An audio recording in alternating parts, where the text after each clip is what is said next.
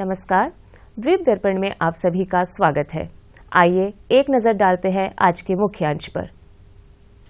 माननीय शिक्षा राज्य मंत्री डॉक्टर सुकांता मजुमदार ने द्वीप समूह का किया दौरा। माननीय राज्य मंत्री ने कहा, सरकार द्वारा पेश बजट भारत को 2047 में विकसित भारत बनाने की नींव वाला बजट है। और द्वीप समूह की प्रशिक्षित नर्सों को जीवन बचाने की तकनीक का निदर्शन। अब द्वीप दर्पण विस्तार से।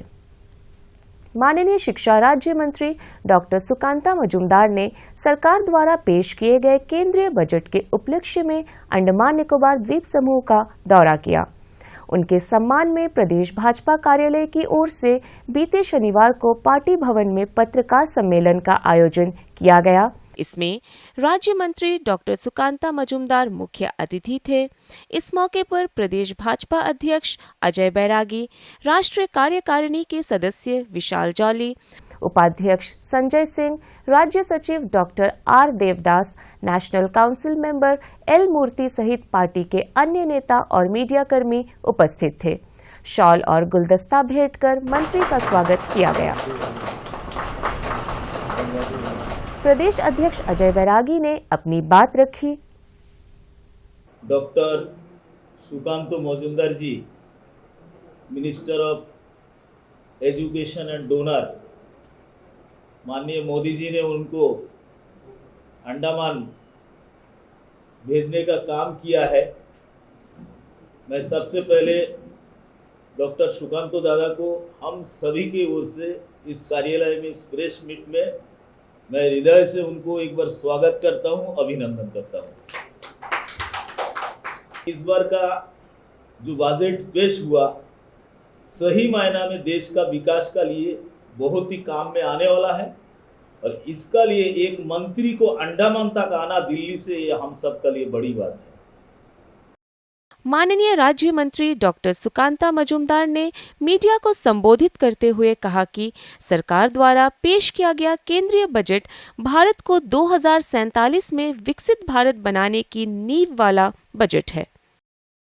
प्रधानमंत्री जी का 4 चीज़ों पे सबसे ज़्यादा ध्यान रहा। एक गरीब, दूसरा युवा, तीसरा अन्नदाता, चौथा नारी यानी महिला, और उसके साथ साथ मिडिल क्लास के ऊपर, मध्यम वर्ग के ऊपर। अगर गरीब की तरफ देखें तो भारत सरकार ने जो अन्न देने की योजना पिछले दिनों से चला रही है, लगभग 80 करोड़ लोगों को अन्न देने की व्यवस्था जो गरीब कल्याण के द्वारा मोदी जी के नेतृत्व में हो रहा है, वो अगले 5 साल तक चलेगा। ये सालों में 3 करोड़ पीएम आवास के द्वारा 3 करोड़ घर आवंटित होंगे। ये पीएम स्वनिधि योजना को आगे बढ़ाते हुए 100 ऐसे हाट अलग अलग जगहों में, स्ट्रीट फूड हाट हमारे लोकल लैंग्वेज में बोलते हैं और इंग्लिश में इसका नामकरण हुआ है स्ट्रीट फूड हाब, ऐसे बनाया जाएगा जिसमें जो छोटे दुकानदार हैं, ठेला वाला जिसे हम बोलते हैं, वो अपना वहाँ पे दुकान या बिजनेस कर पाएगा। ट्राइबल लोगों के लिए उनको एस्पिरेशनल डिस्ट्रिक्ट में स्पेशली जो ट्राइबल्स रहते हैं उसके लिए सरकार ये स्कीम लाएगी और इसके द्वारा आदिवासी समाज का उन्नयन होगा। 25 करोड़ लोगों को पिछले सालों में हमने गरीबी, अति गरीबी रेखा से ऊपर उठाने का काम हमारी सरकार ने किया। और जैसे मैंने बताया कि गरीब कल्याण योजना के तहत 80 करोड़ लोगों को ये राशन देने की व्यवस्था होगी। प्रधानमंत्री जन धन योजना जैसे आप जानते हैं, जिसमें लगभग 34 लाख करोड़ लोगों के हाथ अकाउंट में डायरेक्ट बेनिफिट ट्रांसफर के द्वारा लोगों की जो अर्थनैतिक उन्नति है, इकोनॉमिक उन्नति है, उसके लिए हमारी सरकार ने लोगों के अकाउंट में डायरेक्ट बेनिफिट ट्रांसफ़र किया है। तो हमारे प्रधानमंत्री जी ने आयुष्मान योजना की व्यवस्था की है। अंडमान के लिए तो आयुष्मान योजना लागू है।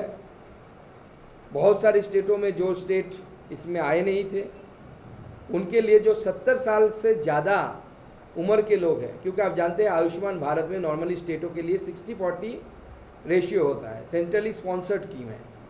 सेंट्रली स्पॉन्सर्ड स्कीम में 60% केंद्र सरकार देती है, 40% स्टेट गवर्नमेंट देती है, जो अंडमान के लिए सेंट्रल टेरिटरी होने के कारण सरकार पूरा देती है। बाकी स्टेटों के लिए आप तमिलनाडु का पकड़ लीजिए या दूसरे में जो भी स्टेट है, आंध्र प्रदेश है, इसमें अभी 70 साल के ज़्यादा उम्र वाले जो लोग हैं उनका 100% 5 लाख रुपए का 100% केंद्र सरकार देगी और स्टेट गवर्नमेंट के ऊपर के राज्य सरकार के ऊपर किसी की तरीके के बोझ नहीं आएगा जो 70 साल के उम्र से ज़्यादा लोग हैं। युवाओं के लिए नए कामों का सृजन, यानी लोगों के हाथ में नौकरी की व्यवस्था करना, इसके लिए हमारे सरकार ने बहुत सारे प्रावधान किए हैं। 20 लाख यूथ इनको ITI के द्वारा आगे आने वाले समय में इंडस्ट्री के साथ, ये भी हमारे इंजीनियरिंग कोर्स के और ITI वाले कोर्स जो है उनके बीच में एक खाई था कि इंडस्ट्री को सपोज X चाहिए, हम YZ दे रहे थे हमारे एजुकेशनल इंस्टीट्यूट से।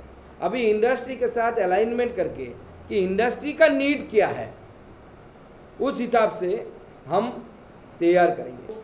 जॉब क्रिएशन के ऊपर हमारी सरकार की सबसे ज़्यादा, उसके ऊपर सबसे ज़्यादा जोर रहेगी। हमारी सरकार इसके लिए इस बजट में प्रावधान रखी है कि आगे आने वाले समय में ऑयल सीड प्रोडक्शन में हमारा देश आत्मनिर्भर बने। तो हमारी सरकार ने तय किया है कि महिलाओं के लिए जगह जगह पे ऐसे हॉस्टल्स बनाए जाएंगे जो PPP मॉडल में भी बन सकता है, कि जिससे हमारी महिलाएं अगर घर से दूर कहीं पे बिजनेस के लिए या कहीं काम पे जाती है तो वहाँ पे जाके उस सरकारी हॉस्टल में या PPP मोड में जो हॉस्टल बना है उसमें जाके रह सकती है महिला, और वो सब्सिडाइज रेट में रह सकेगी।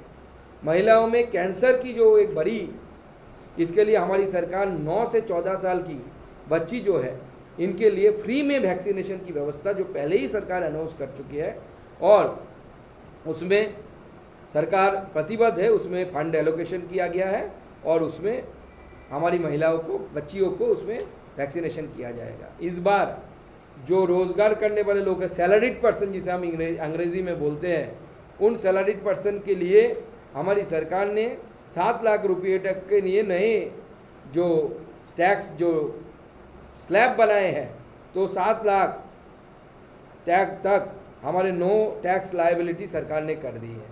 बहुत प्रॉमिसिंग प्रोजेक्ट हमारी सरकार ने लाई है। आपने सुना होगा PM सूर्य घर मुफ्त बिजली योजना, इसके द्वारा हमारी सरकार सब्सिडी देगी जो लोग अपने रूफटॉप, अपने घर के रूफटॉप के ऊपर सोलर पैनल लगाने चाहती है। तो हमारी सरकार के समय भारत की अर्थनीति बहुत दुरुस्त है, सख्त हाथों में है, बहुत सॉलिड हाथों में है और ये दिखलाता हुई है कि हमारा इन्फ्लेशन रेट बहुत घट रहा है और ये बजट ऐसा ही एक रोड मैप के तरफ चल रहा है जिससे जॉब क्रिएशन होगी, कैपिटल एक्सपेंडिचर में सड़क बनेगा, पोर्ट बनेंगे, नए रेलवेज की लाइनें डाली जाएगी और उसके साथ साथ गरीबों के लिए, अति गरीब, पिछड़ा, डाउन ट्रोडन पीपल जिसे हम बोलते हैं, उनके लिए अन्न योजना से लेकर महिलाओं के लिए मातृवंदना योजना से लेकर जिसमें बच्चे होने के समय उनका आर्थिक सुविधा मिलती है, या आयुष्मान भारत सबके द्वारा, या रेहड़ी ठेले वाले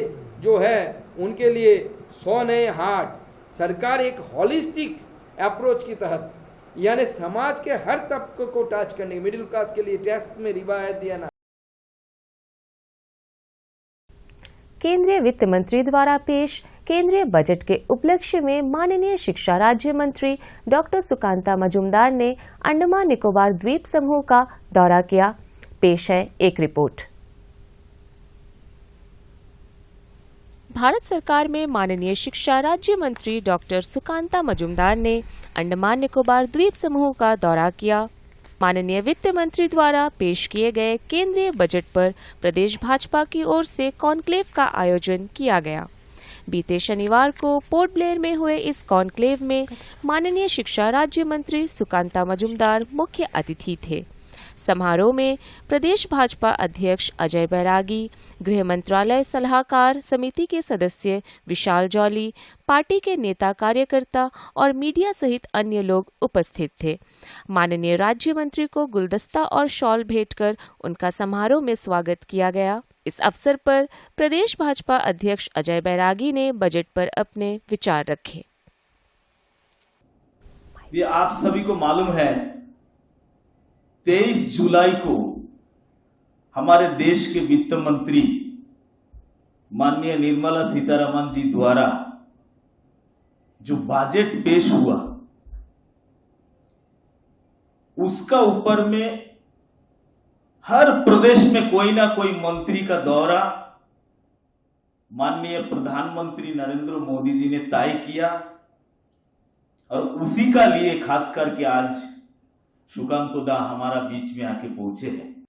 अंडमान वाणिज्य एवं उद्योग परिसंघ ACCI के कार्यकारी अध्यक्ष के चंद्रशेखर ने बजट को सकारात्मक बताया। मेरा पर्सनल ओपिनियन के हिसाब से एक संतुलित बजट को पेश किया गया इस बार। हालांकि ये संपूर्ण बजट नहीं था, बैलेंस पीरियड के लिए बजट था, तो इसमें सभी मुद्दों को ध्यान में रखा गया। पर्टिकुलरली एम्प्लॉयमेंट के लिए करीब 1 करोड़ बच्चों को स्टाइफन देने का, जो इंटर्नशिप करेगा उसको स्टाइफन देने का इंतजाम किया गया है 5,000 रुपये पर महीने के हिसाब से, जो first time government of India ने किया है।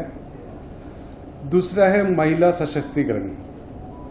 महिलाओं को इंडस्ट्री में आगे आने के लिए बहुत सारी स्कीम्स इसमें निर्मला सीतारमण जी ने अपने बजट में रखा है। उम्मीद करता है एक प्रोग्रेसिव बजट होगा, महिलाओं को आगे आने का एक अवसर मिलेगा। समारोह के मुख्य अतिथि माननीय शिक्षा राज्य मंत्री डॉक्टर सुकांता मजुमदार ने केंद्रीय बजट को सभी वर्गों का बजट बताया कि हम जॉब सीकर से जॉब गिवर बने, क्योंकि उन्होंने सच बताया कि कोई भी गवर्नमेंट है, कांग्रेस का हो, बीजेपी का हो, आम आदमी पार्टी का हो, किसी पार्टी का हो, 10 से 15% से ज्यादा पॉपुलेशन को आप सरकारी नौकरी नहीं दे सकते। तो ये कैपिटल एक्सपेंडिचर सबसे इंपॉर्टेंट चीज होती है कि आगे आने वाली पीढ़ियां 50 साल बाद ये देश कहां रहेगा। जो स्टेट जितना कैपिटल एक्सपेंडिचर में खर्चा कर पाता है उसका बजट उतना अच्छा है और फ्यूचर के लिए भी वो उतना अच्छा करेगा। हम ऐसे अर्थनीति, ऐसे इकोनॉमी बन सकते हैं जिसमें बड़े बड़े देशों को हम चैलेंज कर सकेंगे, सेल्फ रिलायंट बनेंगे, आत्मनिर्भर इकोनॉमी बन सकते हैं। और जब हम आप सब मिलके, क्योंकि देश सिर्फ बीजेपी का नहीं है, सिर्फ कांग्रेस का नहीं है, सबका है, सब मिलके इस देश को लेकर जब आगे बढ़ेंगे, मुझे लगता है कि भारत को विश्व गुरु बनने से कोई नहीं रोके। भारत में वो क्षमता है, आप में वो क्षमता है और आगे आने वाले समय में पूरा भारत, अंडमान निकोबार भी आगे बढ़ेगा। यहाँ के भी इकोनॉमी बहुत उछाल आएगी और पूरे भारत की इकोनॉमी इतनी स्ट्रॉन्ग इकोनॉमी बनेगी कि आगे आने वाले समय में हम गर्व से कहेंगे कि हम 3rd इकोनॉमी बन गए हैं और हमारी टारगेट 1 नंबर है और 1 नंबर भी फ्यूचर में पहुंचेंगे। शायद हम रहे ना रहे, लेकिन हमारी ये देश रहना चाहिए और ये देश एक वर्ल्ड की 1 नंबर देश होने की क्षमता रखती है। हमारे आने वाले जनरेशन में वो क्षमता है, हमें उन्हें तैयार करना है और ये बजट उस दिशा में ले जाता है। आप सबको बहुत बहुत नमस्कार। आपने पेशेंस। गत 24 जुलाई को पोर्ट ब्लेयर स्थित केंद्रीय एकीकृत नाशी जीव प्रबंधन केंद्र द्वारा उत्तर व मध्य अंडमान के रंगत स्थित कौशल्य नगर गांव में बीज उपचार और कीटनाशकों के सुरक्षित और विवेकपूर्ण उपयोग के बारे में जागरूकता अभियान चलाया गया। APPO डॉक्टर स्वर्णोवो चक्रवर्ती ने जैव नियंत्रण एजेंटों के साथ बीजों के उपचार के महत्व के बारे में जानकारी दी। उन्होंने फसल पारिस्थितिकी तंत्र की रक्षा के लिए कीटनाशकों के सुरक्षित और विवेकपूर्ण उपयोग पर भी जोर दिया। कार्यक्रम में कृषि विभाग के अधिकारी जोगेश्वर राम और 21 किसानों ने भाग लिया। अंडमान निकोबार द्वीप समूह की प्रशिक्षित नर्सों के लिए पोर्ट ब्लेयर में प्रशिक्षण कार्यक्रम चलाया गया। इस प्रशिक्षण में नर्सों को जीवन बचाने की तकनीकों का निदर्शन प्रस्तुत किया गया। पेश है एक report. Trained nurses association of India Andaman Nicobar UT branch द्वारा इन द्वीपों के ट्रेन्ड नर्सों के लिए पोर्ट ब्लेयर में basic life support providers training program का आयोजन किया। यह प्रशिक्षण राजकीय बालिका वरिष्ठ माध्यमिक विद्यालय के सम्मेलन हॉल में शुरू हुआ। 4 दिवसीय इस प्रशिक्षण कार्यक्रम के उद्घाटन अवसर पर जीबी पंत अस्पताल की अतिरिक्त चिकित्सा अधीक्षक डॉक्टर अर्पिता साहा मुख्य अतिथि थी। इनके अलावा जीबी पंत अस्पताल में एनेस्थेसियोलॉजी विभाग के HOD doctor Narayan Rajaram, trained nurses association of India Nai Delhi के उप महासचिव संघमित्रा सावंत, एसोसिएशन के प्रतिनिधि और सदस्य मौजूद थे। यहाँ पे 4 दिवसीय बेसिक लाइफ सपोर्ट जो ट्रेनिंग यहाँ पे हमने शुरू किया है, ये 4 दिवसीय ट्रेनिंग इसीलिए आयोजित किया गया है ताकि हम हमारे नर्सेस, एएनएम्स, एलएचवी उनको बेसिक स्किल्स दे सके ताकि वो कोई भी इमरजेंसी सिचुएशन को वो हैंडल कर पाए। आपको पल्स मिलेगा, आपका आईज ऑन द चेस्ट, आपको देखना है rise and wall of the chest, ठीक है। आईज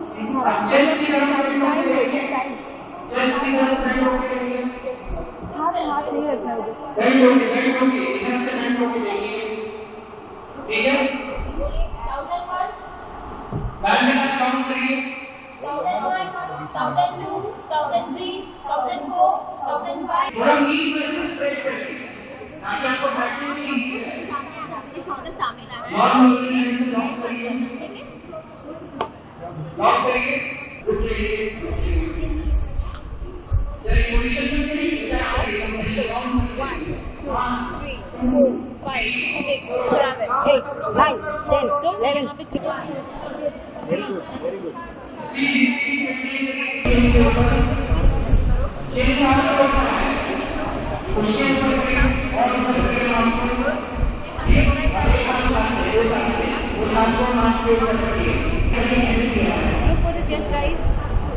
फर्स्ट ब्रेथ ऐसे पकड़ेंगे,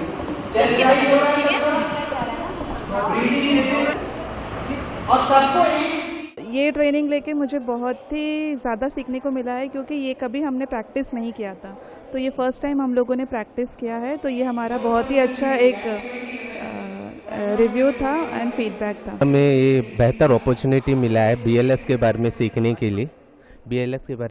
के लिए, बेसिक लाइफ सपोर्ट के बारे में। एज ए हेल्थ प्रोफेशनल हम सबको करेक्ट वे ऑफ बीएलएस सीखना चाहिए, कैसा सीपीआर होता है, कैसा करेक्ट वे में हमें सीपीआर देना है, क्योंकि हर बार हम हॉस्पिटल नहीं पहुंच पाते। उससे पहले सीपीआर से जो है हम पेशेंट का जान बहुत हद तक बचा सकते। ये ट्रेनिंग हमारे लिए बहुत ही इफेक्टिव रहा। मतलब मेरा ट्रेनिंग करके करीबन 10-12 साल हो गया, इसके बीच में कभी ऐसा कोई ट्रेनिंग मिला नहीं, बट अभी ये अपॉर्चुनिटी हम लोग को मिला है तो हम इसका पूरा ही लाभ उठाए हैं और बहुत ही अच्छी तरह से, बहुत इफेक्टिवली ट्रेनर्स ने हमें ट्रेन किया है। और मैं थैंक कहना चाहूँगी TNAI मेंबर्स का जिन्होंने ये प्रोग्राम यहाँ पे ऑर्गेनाइज किया। BLS का जो ट्रेनिंग चल रहा है काफ़ी कुछ सीखने के लिए मिल रहा है। मैं उसमें 8 साल प्रेसिडेंट रहने की वजह से मैंने दिल्ली भी हेडक्वार्टर अटेंड कर लिया है। काफ़ी कुछ सीखने को मिला है। इससे मतलब हम लोग का जो नर्सिंग प्रोफेशनल है उसको बहुत कुछ नॉलेज मिलेगा। क्योंकि this is the first initiative taken by the Andaman and Nicobar UT branch, such a big initiative, जिसमें कि हम कंडक्ट कर रहे हैं basic life support. Basic life support is a like authorized by American Heart Association. This is a life saving training for the nurses. क्योंकि ये जो Andaman and Nicobar island है, this is like so many inter islands are there and जो लोग हैं यहाँ पर not very fortunate to give each and everything, एक जगह में मेडिकल फैसिलिटी नहीं मिल पाता है। तो ये जो ट्रेनिंग है, इस ट्रेनिंग के माध्यम से हम कई सारी जो है जानें हम बचा सकते हैं, हम अर्ली रिकग्निशन कर सकते हैं एंड देन उसके बाद हम immediate CPR, high quality CPR देके हम पेशेंट की जान बचा सकते हैं। हम लोगों ने ये BLS का प्रोग्राम अंडमान में करवा रहे हैं, जिससे कि 115 नर्सिंग ऑफिसर्स जो कि ANMs हैं, PHNs है, CHOs है, नर्सिंग ऑफिसर्स है, ये सभी को ये लाभ हुआ। और ये 115 मेंबर्स जो BLS का ट्रेनिंग कर रहे हैं, ये ना केवल उनका सर्टिफिकेट रिन्यूअल करेंगे बल्कि उनको इतना स्किल्ड बनाएंगे कि वे हॉस्पिटल्स में कोई भी पेशेंट्स के ऊपर कोई भी इमरजेंसी सिचुएशन में उसको अच्छी तरह से हैंडल कर सके और एक प्रीशियस लाइफ को सेव कर सके। अंडमान निकोबार पुलिस के 67वें बैच के अंडमान निकोबार पुलिस में 13 साल सेवा समाप्त होने के उपलक्ष्य में कई गतिविधियां आयोजित की गई। पुलिस टीम द्वारा जीबी पंत अस्पताल में रक्तदान किया गया। अस्टिनाबाद पुलिस क्वार्टरों में वृक्षारोपण मुहिम चलाया गया। कल नगर पालिका परिषद के साथ मिलकर हैडो के शोर में स्वच्छता अभियान चलाया गया। इस मौके पर पद्मश्री से सम्मानित नरेश चंद्र लाल उपस्थित थे। मुहिम के दौरान कचरों के कुल 13 बैग एकत्रित किए गए। उन्हें उचित निपटान के लिए नगर पालिका परिषद को सौंपा गया। पुलिसकर्मियों ने प्रणब कन्या संघ दिलानीपुर में भोजन मुहैया कराया। द्वीप दर्पण की अगली कड़ी इस ब्रेक के बाद। প্রধানমন্ত্রী ফসল বীমা যোজনা প্রাকৃতিক দুর্যোগের পরিস্থিতিতে বীমা দ্বারা কৃষকদের আর্থিক সুরক্ষা দেওয়ার উদ্দেশ্যে এক পদক্ষেপ। বাড়ে বিশ্বাস যখন পাওয়া যায় সুবিধা। मेरी पॉलिसी मेरे हाथ। বাড়ে বিশ্বাস যখন নিজের ভাষায় পাওয়া যায় তথ্য। माझी पॉलिसी माझ्या हाती। বাড়ে বিশ্বাস যখন পৌঁছয় আপনার ফসল বীমা পলিসি আপনার কাছে। मारी पॉलिसी मारे हाथ। বাড়ে বিশ্বাস যখন পলিসির এক একটা কথা বোঝায় দুয়ারে এসে। हमने फसल बीमा योजना को अधिक प्रभावी बनाया, उसके दायरे में ज्यादा किसानों को लाए। আমার পলিসি আমার হাতে অভিযানের মাধ্যমে বীমা কোম্পানিগুলি পৌঁছে দিচ্ছে আপনার ফসল বীমা পলিসি আপনার দুয়ারে। নিজের ফসল বীমা পলিসি ও তথ্য নিতে অবশ্যই আসুন। ফসল বীমা সংক্রান্ত তথ্যের জন্য কৃষি রক্ষক পোর্টাল এবং হেল্পলাইন নাম্বার কল করুন। ফসল বীমা করাও, সুরক্ষা কবচ পাও। अंतराल के बाद द्वीप दर्पण में आपका पुनः स्वागत है।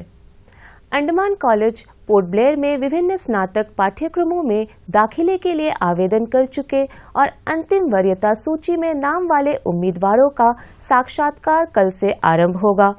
कल बीकॉम जनरल के लिए परामर्श और दाखिला होगा। इसी प्रकार 31 जुलाई को बीकॉम, 1 अगस्त को बीए अंग्रेजी, 2 अगस्त को बीए अर्थशास्त्र, 3 तारीख को बीबीए और बीएससी साइकोलॉजी तथा 5 अगस्त को संगीत में बीपीए एवं बीए समाज शास्त्र पाठ्यक्रम के लिए उम्मीदवारों का परामर्श होगा। परामर्श इन दिनों में दोपहर 1 बजे शुरू होगा। परामर्श के लिए अभिभावक और गार्डियन का उपस्थित होना अनिवार्य है। उम्मीदवारों को सभी मूल प्रमाण पत्र और उसकी एक प्रति तथा एक पासपोर्ट आकार का फोटो लेकर आना होगा। दाखिला हो जाने पर उसी दिन शुल्क जमा करना होगा। उम्मीदवारों से कहा गया है कि परामर्श के लिए अंतिम वरीयता सूची कॉमन कॉलेज एडमिशन पोर्टल में डाउनलोड कर सकते हैं। दीपक यूथ क्लब ने नेताजी स्टेडियम के बैडमिंटन कोर्ट में 26 से 28 जुलाई तक चैंपियंस ग्रैंड बैडमिंटन टूर्नामेंट का आयोजन किया। नशाखोरी के विरुद्ध युवाओं को खेलकूद में प्रोत्साहित करने के मकसद से आयोजित इस टूर्नामेंट का फाइनल कल खेला गया। इस अवसर पर पुलिस महानिदेशक देवेश चंद्र श्रीवास्तव मुख्य अतिथि थे। इस मौके पर आमंत्रित मेहमान, खिलाड़ी और खेल प्रेमी मौजूद थे। क्लब की ओर से मुख्य अतिथि को गुलदस्ता भेंट कर स्वागत किया गया। डीजीपी देवेश चंद्र श्रीवास्तव ने फाइनल टीम के खिलाड़ियों का उत्साहवर्धन करते हुए खिलाड़ियों को संबोधित किया। यहाँ के लोग को एक हॉबी की तरह नहीं हैं, बल्कि काफी प्रोफेशनल पोटेंशियल भी है कि लोग आगे पहुंच सकते हैं। तो जब जीवन के साथ काफी बच्चे आए थे जो कि नेशनल रैंकर्स थे, नेशनल खेल चुके थे और अच्छी सीट पे थे, तो मुझे काफी खुशी हुई। और मैं चाहूँगा इन प्लेयर्स का ताली बजाकर लोग स्वागत करें। उन्होंने खिलाड़ियों से मिलकर उनका मनोबल बढ़ाया। डीजीपी ने बैडमिंटन खेलकर फाइनल मैच को शुरू किया।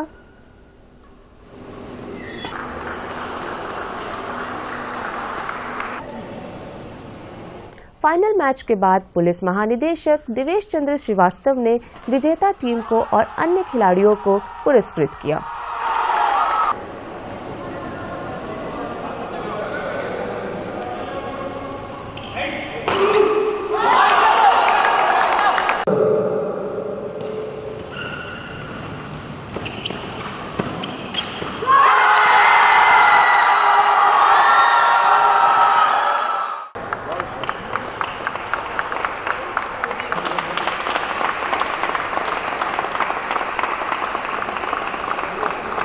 जो बच्चे इधर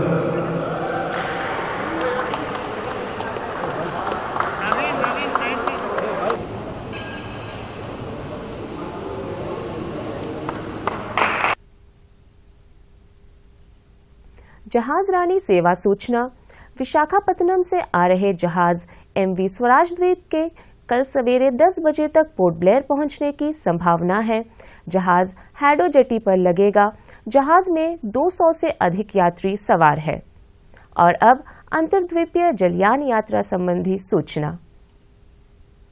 MV लॉन्ग आइलैंड स्वराज द्वीप और लॉन्ग आइलैंड होते हुए रंगत की यात्रा पर कल सवेरे 6 बजे पोर्ट ब्लेयर से प्रस्थान करेगा और इसकी वापसी कल ही दोपहर 12 बजे उन्हीं रास्तों से होते हुए पोर्ट ब्लेयर के लिए होगी।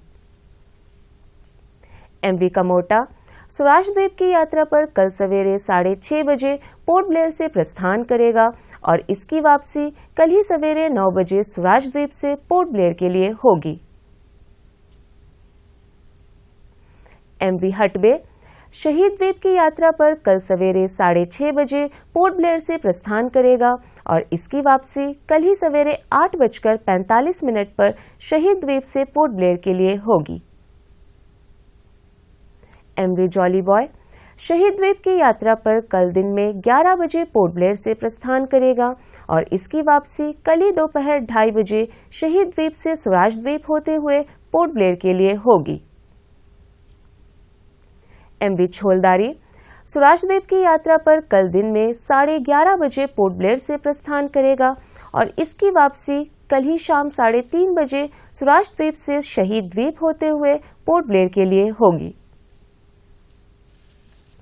MV कमोटा शहीद द्वीप होते हुए स्वराज द्वीप की यात्रा पर कल दोपहर बाद 2:30 बजे पोर्ट ब्लेयर से प्रस्थान करेगा और इसकी वापसी अगले दिन सवेरे 5:30 बजे स्वराज द्वीप से शहीद द्वीप होते हुए पोर्ट ब्लेयर के लिए होगी। सभी जलयानों के यात्रा कार्यक्रम मौसम की स्थिति पर निर्भर होंगे। अंत में मुख्य अंश एक बार फिर। माननीय शिक्षा राज्य मंत्री डॉक्टर सुकांता मजुमदार ने द्वीप समूह का किया दौरा। माननीय राज्य मंत्री ने कहा, सरकार द्वारा पेश बजट भारत को 2047 में विकसित भारत बनाने की नींव वाला बजट है। और द्वीप समूह की प्रशिक्षित नर्सों को जीवन बचाने की तकनीक का निदर्शन। इसी के साथ ही आज का ये द्वीप दर्पण कार्यक्रम यहीं पर समाप्त होता है। नमस्कार।